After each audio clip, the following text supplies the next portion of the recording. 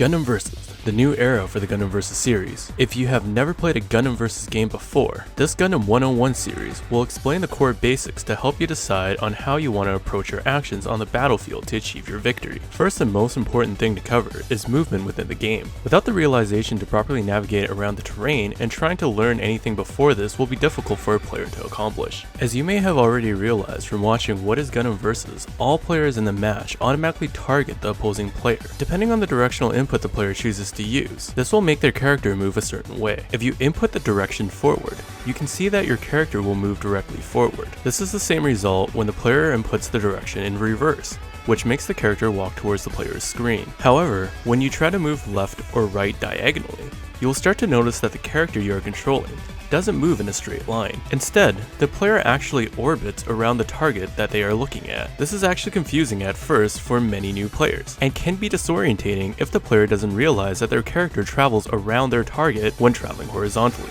When you first try to move around the field, you might probably find yourself walking first. All characters in the game have a walking animation, but using this to travel around the field is not recommended. The walking movement is slow, as well as unable to avoid many different attacks. This may differ on some characters, but majority of the characters in the playable roster will not be able to walk away from most attacks that are launched at them in red lock range. The best way to navigate around the terrain is by using your boost movement options. The most common one to use is Boost Dash, which can be performed by pressing the boost button twice in rapid succession while holding it down on the second input to allow you to perform a prolonged dash animation. This boost action also can cancel or eliminate any type of animation except for a select few animations which cannot be cancelled or eliminated no matter what.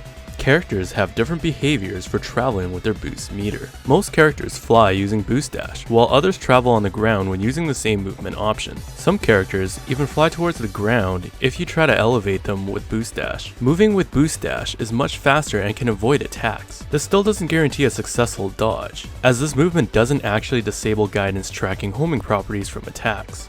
However, this movement does create difficulties for an attack to correct their angle of travel while trying to follow your movement. As you may have been informed from the video called What is Gundam Versus, that Boost Dash and Boost Dive are pretty much the same, and the most noticeable difference is that one makes you fly forward, while the other one makes you fly downwards towards the ground. To perform a Boost Dive, the player is required to either press Striker plus Boost or the dedicated Boost Dive input. Usually, Boost Dive is used for quick landing procedures. Boost Dive being similar to Boost Dash in the way that it allows you to cancel or eliminate animation delays by making you dash downwards. This is exceptionally beneficial for using this action in conjunction with special movement abilities that many characters have to offer, allowing the player to quickly land and replenish their boost meter. As you can see, if you allow the animation to finish, the character will end up air hanging while trying to complete the animation sequence. This boost movement option, of course, can be expanded and further explored by combining this boost action with other techniques, and is not limited to just being used for this particular example. The Boost Step action is the only type of movement in-game that actually disables guidance tracking homing properties from oncoming attacks, if the action was performed at the moment that the attack happens. In order to perform a Boost Step, it requires the player to press the same movement direction twice. This command can also be used in conjunction with melee type attacks, and is not possible to use Boost Step with projectile type attacks. But keep in mind, when a player is in burst, the Boost Step is unable to be used for projectile attacks as well,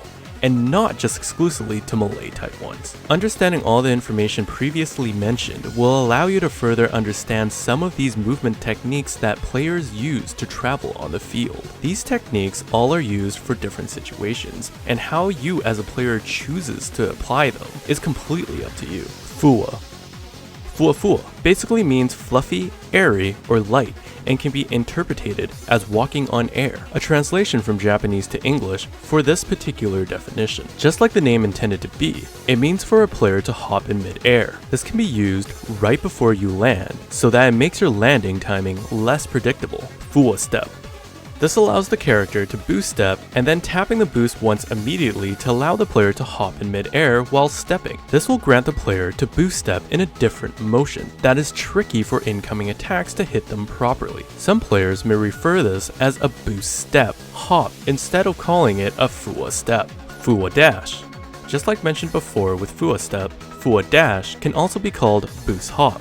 which is an action that initiates a hop at the end of your boost dash animation sequence by tapping the boost button one more time to perform a little mid-air hop. Usually this movement technique is used for defensive play and not really meant for use in offensive or aggressive playstyles. Swivel. When a player flies towards your screen and inputs a half circle motion towards either left or right direction will allow the character to do a boost dash rotation known as a swivel. This is usually used to substitute boost step to avoid incoming attacks. As the player boost dash towards the screen, misguiding or tricking the projectile guidance to follow them and then immediately turning their character towards the direction that the player wants to navigate towards, making the projectile unable to instantly correct the angle to turn to hit the player it was chasing and making it fly past them instead. Boost Step Dash. You might not notice this action being inputted by most players, but many players actually at times use Boost Step and then double tap the boost button quickly to enter Boost Dash. This results in a Boost Step Dash that allows the player's Boost Dash to inherit some of the properties of the Boost Step behavior. This allows normal Boost Dash to appear to be able to dodge incoming attacks as if it was a Boost Step. Also, if this execution is accomplished quickly enough, you might not even notice the Boost Step animation even being played at all. This action does consume a fair amount of boost compared to a normal boost dash. Boost Step Dive. Just like Boost Dash, these two actions are very similar. Boost Dive can also accomplish the same thing. If a player inputs Boost Step and then immediately executing Boost Dive will result in a Boost Step Dive that doesn't fly directly towards the ground but instead flies diagonal. Again, just like Boost Dash, if Boost Dive was inputted quick enough after Boost Step, this will make it appear as if Boost Step was not performed at all. Attack Angle Correction.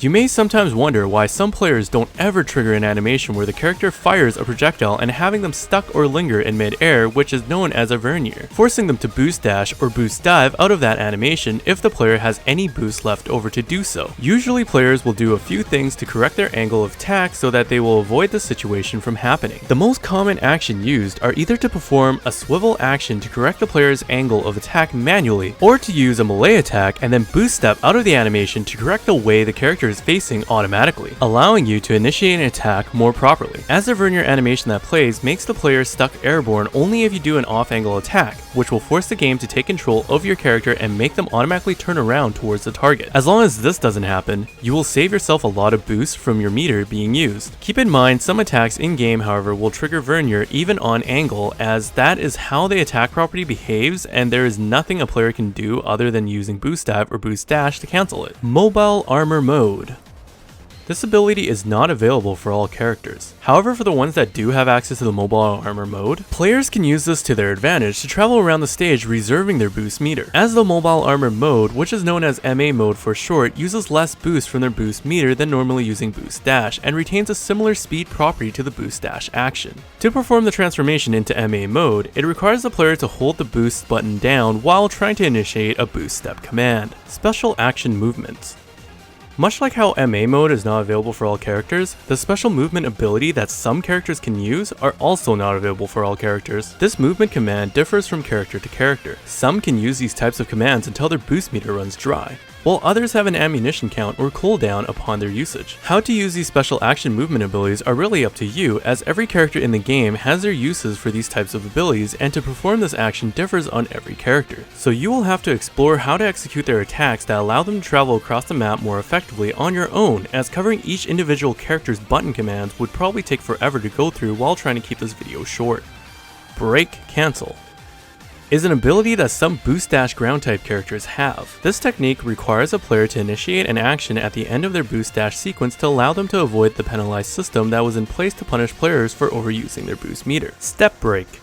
Originally, players called this Rainbow Break because back in the older Versus game known as Extreme Versus, Boost Step had a rainbow trail when you boost step out of melee type attacks. This is now replaced with an orange trail in the new Gundam Versus game, while normally Boost Step will cause a blue trail to appear instead of an orange one. Rainbow Break was originally an execution that allowed a character to hit the ground and instantly refill their boost meter extremely quickly, just like how Break Cancel skips the penalized system. Again, much like MA mode and special action movement, not all characters have this ability. Also, how each character accomplished this varies slightly. Usually the common method to perform a step break is by using an attack that lunges the character towards the floor. And once touching the floor, the player needs to quickly boost step and initiate an attack, allowing the boost meter to fully replenish when attacking. This may sound like a simple task to do, but if done incorrectly, the character will linger in the air for quite some time and may be severely punished for their performance of inputting the sequence incorrectly. Boost management is extremely important. All the techniques mentioned before provides multiple ways for a player to manage their boost meter more effectively. How you choose to use those techniques is up to you, as there is no actual right or wrong way to properly use them other than performing the techniques incorrectly, allowing the opposing player to severely punish you for the incorrect procedure. The boost meter also has different recovery times. Keep in mind that the recovery times are actually color coded on the boost meter. Of course, overheat is the worst one out of them all, and you should not place yourself into that situation unless you believe it is necessary to do so. Each character in the game all have different boost meter values, so just because you can fly longer with one doesn't mean you can do the same with another. Boost management also differs on the playstyle that you choose to take. For example, an aggressive close range playstyle usually consists of players that stay extremely close to the ground. You will rarely see these types of players fly high, as they have the advantage of low ground for quick landing to replenish their boost meter. Passive or ranged playstyles usually consist of the high ground and most of the time boost step dive actions to allow the player to land safely to recharge their boost meter at further ranges. Those are just common ways most players act on the battlefield. This is in no way to inform you that this is the absolute thing to do, as every situation is different and the battlefield is ever changing. If anything, I would recommend trial and error to push your boundaries of understanding your character's full potential and allowing you to gain a sense of how to really manage your own character's boost meter, as boost management cannot really be taught and is more about the player building up their sense to manage their own boost meter for multiple situations. One person will not be able to explain so many possible outcomes unless they too have experienced it all themselves, or at least have an idea of the possibilities that can happen in every single situation. So that concludes the movement tutorial. By now, you should have a better understanding of how the movement mechanics function in Gundam Versus. I wish you the best of luck on increasing your performance and hopefully to see you much stronger as a player next time we encounter each other in game. If you like this tutorial, don't forget to leave a thumbs up. If you didn't, make sure to leave a thumbs down, and don't forget to mention down in the comments so that I can understand why in order to improve future videos. Also, don't forget to subscribe if you haven't done so already for more Gundam Versus info, and make sure to turn your notifications on if you want to be alerted for new content in the future. And if you are new to the game looking for players around the same skill level, make sure to visit the Discord link provided in the description below, and I'll catch you guys all next time.